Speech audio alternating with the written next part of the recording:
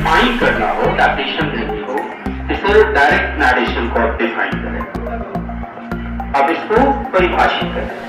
तो क्या होता है डायरेक्ट नरेशन का डेफिनेशन क्या है, क्या होगा? पहले तो स्टेटमेंट ऑफ स्पीकर, इतना तो क्लियर है। The statement of speaker is called narration, आपने पढ़ा डेफिनेशन। अब इसमें डायरेक्ट नरेशन की बात कर रहे हैं। When the statement of a speaker is stated, state का मतलब होता है जोर डालकर कहना, दबाव बनाकर अपनी बातों को रखना, अपनी बात को रखना होता है, प्रभावशाली तरीके से अपनी बात को रखना होता है। तो क्या जाएगा definition? When the statement of a speaker is stated in his own words, जब उसी के शब्दों में उसकी बात को रखा जाए, जब उसी की बात को उसी के शब्दों में रखा जाए, या जब स्पीकर के बात को उसी के शब्दों में रखा जाए, तो वो डायरेक्ट नरेशन होता है, उसको डायरेक्ट स्पीच बोलते हैं। फिर इनडायरेक्ट नरेशन क्या होता है? इनडायरेक्ट नरेशन का सिंपल डेफिनेशन है। डेफिनेशन में इधर क्या होता है? When the statement of speaker is stated in his own words, और इसमें क्या जाता है? स्टेटमेंट ऑफ स्पीकर की समरी जाती है इनडायरेक्ट नरेशन में। When the summary of speaker is stated by second person, so called indirect narration. Clear? तो क्या होगा? The summary of a speaker is stated by second person is called indirect narration. समझ में आ गई? हिंदी में समझ में आई, इंग्लिश में समझ में आई।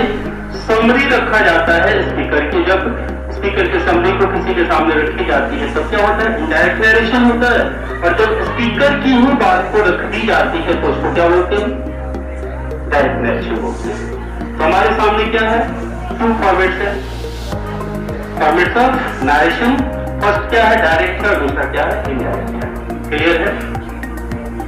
डायरेक्ट से इनडायरेक्ट नरेशन बनाने के सिंपल टू वेज है। दो तरीके से हम डायरेक्ट से इनडायरेक्ट, दो रूल्स है जिसके माध्यम से हम डायरेक्ट से इनडायरेक्ट नरेशन बनाते हैं। पहला क्या है? जनरल रूल्स, और दूसरा क्या है? स्पेशल रूल, जिसे हम गोल्डन रूल या रूल्स बोलते हैं। क्लियर? दो रूल्स हमारे सामने है, पहला जनरल और दूसरा स्पेशल, उसको हम गोल्डन रूल्स बोलते हैं। कोई दिक्कत है? We have to follow two rules to change of direct speech into indirect speech. What's clear? Indirect, direct से इनडायरेक्ट नरेशन बनाने के सिंपली दो रूल्स है। फर्स्ट जनरल रूल्स और सेकेंड स्पेशल रूल्स, या इसे हम गोल्डन रूल्स भी बोलते हैं। क्लियर? डायरेक्ट नरेशन की पहचान बाबू होती है, दो क्लॉजेस होगा, दो क्लॉजेस होंगे और एक क्लॉज इन्वर्टेड कॉमास के बाहर कॉमास से अलग होगा और दूसरा क्लॉज इन्वर्टेड कॉमास के अंदर होगा। तो जब इन्वर्टेड कॉमास के अंदर एक क्लॉज हो और एक बाहर हो, तब उस सेंटेंस को हम डायरेक्ट नरेशन बोलते हैं, उसको डायरेक्ट स्पीच बोलते हैं। और वही जब दोनों को एक साथ में जोड़कर और जब हम कहीं और दिखाते हैं तो वो हमारा हो जाता है इनडायरेक्ट नरेशन। क्लियर? डायरेक्ट से इनडायरेक्ट नरेशन बनाने के हमारे दो रूल्स है, पहला जनरल और दूसरा गोल्डन, स्पेशल बोलते हैं। ये सब आप अपनी नोटबुक में नोट कर चुके हैं, पहले भी चर्चा हो गई है, मैंने कई बार डिस्कशन किया भी है। अब हम आ जाएंगे जनरल रूल्स पर। जनरल रूल्स पढ़ने से पहले हमें देखना है कि हम नरेशन को, यानी डायरेक्ट नरेशन को जब इनडायरेक्ट नरेशन की तरफ लेके चलेंगे, हम उसको इनडायरेक्ट में कन्वर्ट करेंगे, तो हमें किन किन स्टेप्स को फॉलो करना होता है, किन किन नियमों का पालन करना होता है, हमें क्या क्या करना होता है। पहला जो स्टेप है मैंने बताया था, आप याद करेंगे, पहला स्टेप है कि इन्वर्टेड कॉमास के अंदर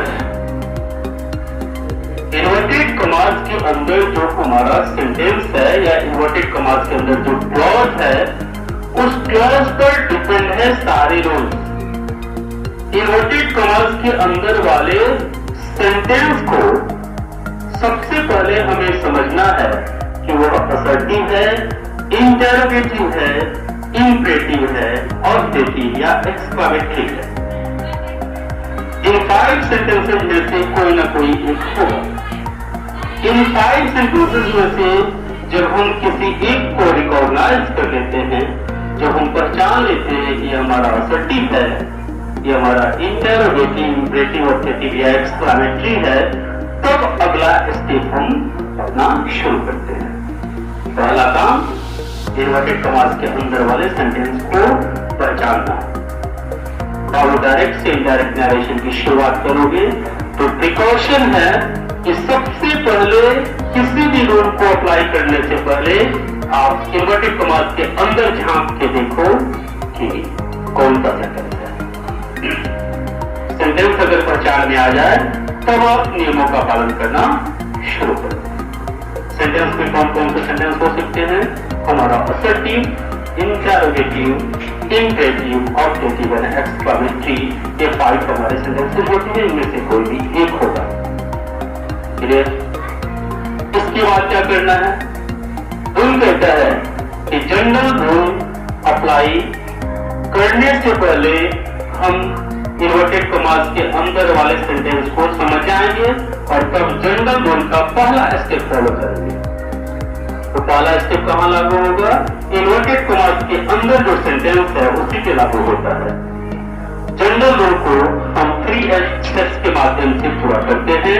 जनरल रूल का पहला स्टेप है चेंज ऑफ पर्सन्स, जिसे हम चेंज ऑफ प्रोनाउंस बोलते हैं। यानी सबसे पहले हम पर्सन्स को बदलते हैं। आपको पता है पर्सन के 3 टाइप्स है। फर्स्ट पर्सन जो बोले, सेकंड पर्सन जो सुने और थर्ड पर्सन जिसके विषय में चर्चा हो। मैं फर्स्ट पर्सन हूं, आप सेकंड पर्सन हैं और हम दोनों के बीच में जिसकी चर्चा होगी वो हमारा थर्ड पर्सन होगा। क्लियर?